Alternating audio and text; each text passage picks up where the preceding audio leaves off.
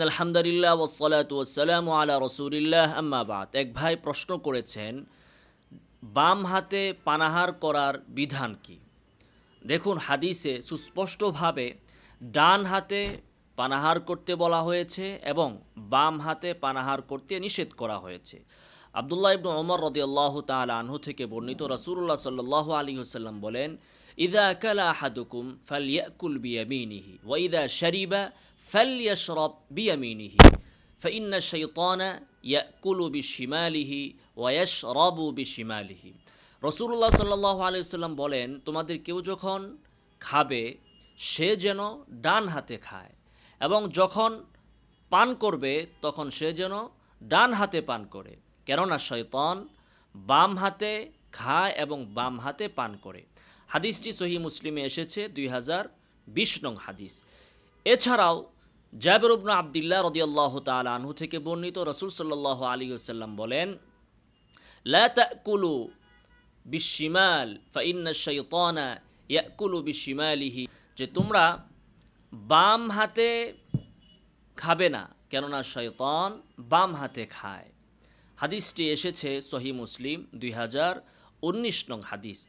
তো এই হাদিসগুলো থেকে আমরা স্পষ্ট ভাষায় ডান হাতে পানাহার করার আদেশ পাই, বাম হাতে পানাহার করার নিষেধ পাই এবং বাম হাতে পানাহার করাটা শয়তানের কাজ বলে অভিহিত করা হয়েছে। সে কারণে ওলামায়ে কেরামের একটি বড় অংশ তারা বলেছেন, কোনো উজর ছাড়া, অসুস্থতা ছাড়া বাম হাতে পানাহার করা হারাম।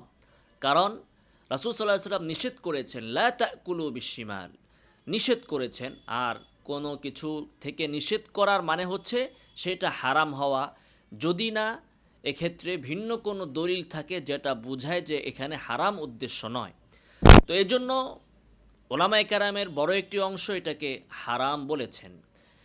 এবং হারাম হওয়ার আরেকটি দলিল এখানে আছে, সেটা হচ্ছে যে শয়তানের দিকে সম্পৃক্ত করা হয়েছে বাম হাতে পানাহার করাকে। তো শয়তানের দিকে যখন কোনো কাজকে সম্পৃক্ত করা হয়, নিসবত করা হয়, তখন সেই কাজটি খুবই গর্হিত, মন্দ হওয়াকে বোঝায়।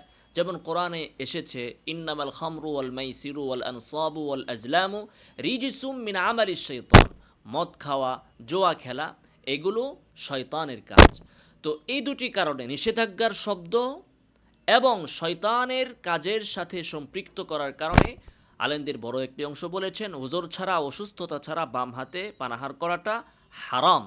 ইবনু আব্দুল বার তিনি বলেছেন, যে ব্যক্তি জেনে শুনে কোনো উজর ছাড়া জানে যে আল্লাহ রাসূল সাল্লাল্লাহু আলাইহি ওয়াসাল্লাম নিষেধ করেছেন বাম হাতে খেতে, পানাহার করতে, এবং তার কোনো উজরও নাই, কোনো কারণও নাই, এরপরেও সে বাম হাতে পানাহার করলো, এর দ্বারা সে আল্লাহ রাসূল সাল্লাল্লাহু আলাইহি ওয়াসাল্লামের অবাধ্যতা করলো, তার নির্দেশ সে লঙ্ঘন করলো, তিনি যা নিষেধ করেছেন সেটা সে বাস্তবায়ন করলো। অপরদিকে কিছু কিছু ওলামায়ে কেরাম মনে করেন যে বাম হাতে খাওয়াটা সরাসরি হারাম নয়, তবে মাকরুহ, গর্হিত, অপছন্দনীয়, নিষিদ্ধ কাজ। তো আল্লাহ তাআলা আমাদেরকে রাসূল সাল্লাল্লাহু আলাইহি ওয়াসাল্লামের সিরাত অনুযায়ী জীবনযাপন করার তৌফিক দান করুন, ডান হাতে পানাহার করার তৌফিক দান করুন। আমিন ওয়া আখিরু দাওয়ানা আলহামদুলিল্লাহি রাব্বিল আলামিন।